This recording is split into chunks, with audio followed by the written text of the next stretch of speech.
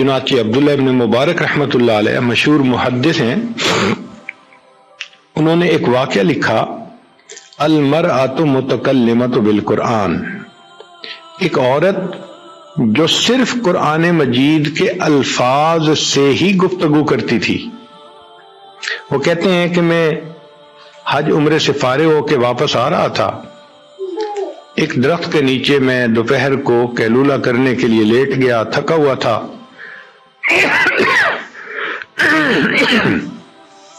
جب میں اٹھا تو میں نے دیکھا کہ اونٹ پہ سوار کوئی سواری قریب آ رہی ہے۔ قریب آنے پر میں نے کہا السلام علیکم، تو جواب میں ایک بڑی عمر کی عورت بولی اور اس نے کہا سلام قولا من رب الرحیم، گویا اس نے میرے سلام کا جواب دے دیا۔ میں نے پوچھا کہ بڑی اماں آپ یہاں اکیلی کیسے آ گئی؟ اس نے قرآن کی آیت پڑھی وَمَن يُضْلِلِ اللَّهُ فَلَا هَادِيَ لَهُ، میں سمجھ گیا کہ یہ راستہ بھول گئی ہے اور اب اس کو راستے کی تلاش ہے۔ میں نے پوچھا کہ اماں آپ کدھر سے آ رہی ہیں؟ کہنے لگی وَأَتِمُّ الْحَجَّ وَالْعُمْرَةَ لِلَّهِ، میں سمجھ گیا کہ یہ حج عمرہ کرنے کے بعد واپس آ رہی ہے۔ میں نے پوچھا اماں آپ نے جانا کدھر ہے؟ اس نے کہا ادخلوا المصر انشاء اللہ آمنین، تو میں سمجھ گیا کہ یہ شہر جانا چاہتی ہے۔ میں نے بھی شہر جانا تھا۔ میں نے کہا کہ اماں آپ چلیں، میں آپ کے اونٹ کی نکیل پکڑ لیتا ہوں اور آپ کو میں شہر تک پہنچا دیتا ہوں۔ کہنے لگی ان احسنتم احسنتم لانفسکم، میں سمجھ گیا کہ بھئی اس نے مجھے دعا دی ہے۔ میں چل پڑا۔ اب راستے میں چونکہ راستہ کچھ لمبا تھا تو مجھے عربی کے کچھ اشعار آتے تھے، میں نے وہ پڑھنے شروع کر دیے۔ جب میں نے وہ پڑھے تو اس عورت نے کہا فَقْرَؤُوا مَا تَيَسَّرَ مِنَ الْقُرْآنِ، کہ بھئی اگر تم نے کچھ پڑھنا ہی ہے تو قرآن مجید میں سے کچھ پڑھ لو۔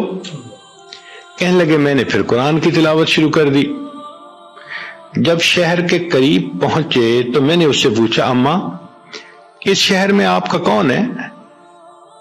اس نے قرآن کی آیت پڑھی المال والبنون زینت الحیات الدنیا، تو میں سمجھ گیا کہ اس کے بیٹے ہیں۔ تو میں نے پوچھا کہ آپ کے بیٹوں کے کیا نام ہیں؟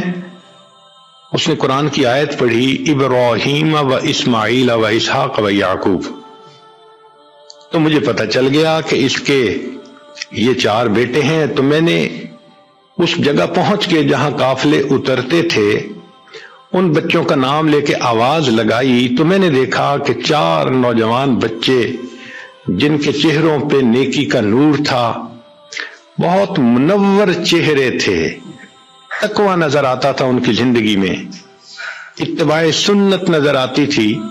وہ اس کے بیٹے تھے، وہ چاروں کے چاروں آگے، وہ اپنی والدہ کو ڈھونڈتے پھر رہے تھے اور فکر مند تھے کہ والدہ کی سواری کہاں رہ گئی۔ والدہ کو ملے، سواری انہوں نے اللہ کا شکر ادا کیا۔ اب ان کی والدہ نے ان کو کہا کہ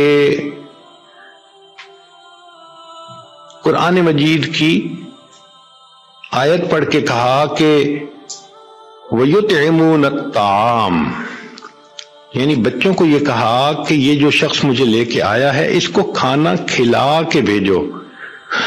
تو بچوں کے پاس کھانا تھا، انہوں نے فوراً دسترخوان لگایا اور انہوں نے مجھے کھانا کھلایا۔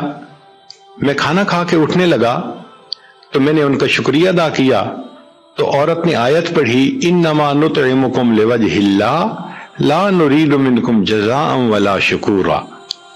عبداللہ مبارک رحمۃ اللہ کہتے ہیں میں بڑا حیران، جب سے یہ عورت مجھے ملی ہے تب سے ہر بات کے جواب میں یہ قرآن کی آیت ہی پڑھ کے جواب دیتی ہے، ہر بات کا جواب قرآن کے الفاظ سے دیتی ہے۔ تو میں نے اس کے بچوں سے پوچھا کہ یہ تمہاری والدہ کا کیا معاملہ ہے؟ وہ کہنے لگے ہماری یہ والدہ قرآن کی حافظہ، حدیث کی عالمہ ہے، اس کے دل میں اللہ رب العزت کے سامنے قیامت کے دن کھڑے ہونے کا اتنا خوف ہے کہ پچھلے 20 سال سے اس کے منہ سے قرآن کے سوا کوئی دوسرا لفظ نہیں نکلا۔ اب اگر سوچئے کہ اس امت میں ایسی عورتیں بھی قیامت کے دن اللہ کے سامنے پیش ہوں گی کہ 20 سال تک ان کی زبان سے قرآن کے سوا کوئی دوسرا لفظ نہیں نکلا، تو وہاں اگر آج کی بچیاں ذرا سی بات میں کسی پہ تہمت ہے، غیبت ہے، کسی کے بارے میں بدگمانی ہے، الزام تراشی ہے، لایانی باتیں ہیں، ہم اپنے نام اعمال کو اللہ کے سامنے کیسے پیش کر سکیں گے؟